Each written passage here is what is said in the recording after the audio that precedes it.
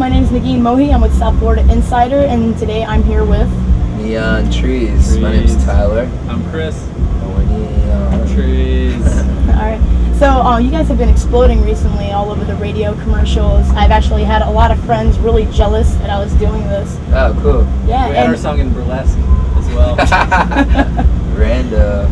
Yeah, no, I just thought it was really cool that I got to do something that they don't get a chance to do, and I want to know why it's so cool that I get to do this and they don't. Why would I be in such a good position right now? We have to compliment ourselves right now. We're a nice band, so we're not gonna bite your head off or diva out too bad.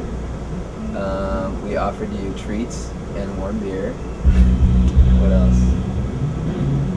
We wrote the best rock song of 2010. Best rock song of 2010. How was this accomplished? How did you guys sit down, write this all out together? Did you really think? I mean, I say that loosely. I don't mean it serious. But I what's cool about it is that a lot of media has forgotten that we were the only rock band in the top 40 to really get up there, and especially coming from an alternative scene where we started. And so I don't know. I just think. Where did you guys start? Well, we started in Utah. We all met there, and me and Chris actually grew up in Southern California. And you'd think Southern California would be the place to start a rock band, LA, San Diego, but we were in a really dead suburb that really stifled live music and any kind of music scene. Like anytime people would try to open up a little venue or something, the city council would shut them down. Say the bathrooms weren't up to code, or whatever. Think of some excuse. So we moved to Utah, and there's actually a thriving music scene. It's a college town, a lot of art happening there. Yeah, it's never shut down, so it's cool. Yeah, I've actually been to the Sundance Film Festival out there a couple Absolutely. years. Yeah. I guess I would say Salt Lake City is actually it's a pretty small city in itself. If you guys can get recognition over there, how did you motivate yourselves and perpetuate yourselves to move so much forward, where you gotta just tour the entire nation?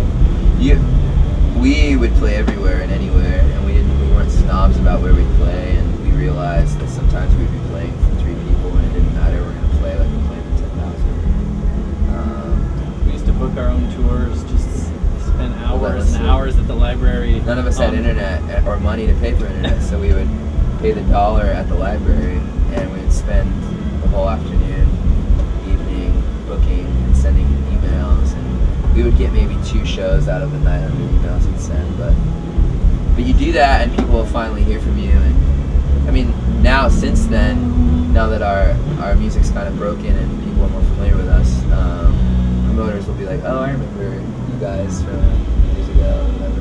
I remember not responding to your email. Yeah. How long have you guys been together, like as a band? Well, me and Chris started playing music as Neon Trees in 2002. So how long do you think it took for the skyrocketing, I guess? Really, when we hunkered down, it was like end of 2006, 2007. And this is when we got together with the current lineup. We got Brandon and Elaine with us. That's really when the band... We really started writing more and really trying to make contacts and really make the push that we needed to get seen. You rarely see like a single female band member, especially if you're not Paramore. But Elaine, I actually looked you guys up a little bit, so I wasn't too ignorant coming in, and I know she's you guys' drummer. Right. I would say a female drummer is even harder to find. How'd you guys come across her? She was up in Utah playing in a band, or actually the first battle of the bands we played in 2005 was up against her band, and I hated her just because she beat us, and we came in second, and I was pissed, and so I was like, I'm gonna boycott this band. They were a great band. But later, her and Chris actually started a band, kind of a side project, while Neon Trees was kind of figuring it out. And I think Elaine always wanted to make a point to play with us too, and eventually she kind of, they dated for a little while, which is a side note. And then after that, they remained friends, and she we needed a replacement drummer, and she came in, and it worked. Because Because as you said, we didn't want the novelty token girl. At least I didn't. And I was afraid, like, oh, if we get a girl, they're going to think we're doing that to be like a publicity. Yeah. Or something. Yeah. But she's always, wailed on the drums. Yeah, she's gnarly. So. Very capable. And this is a compliment, but you forget that she's a girl playing the drums. You see her as a great drummer. That's the whole point. Amazing. You guys are one of the nicest bands I've ever had to sit down with. Thank you guys. Yeah.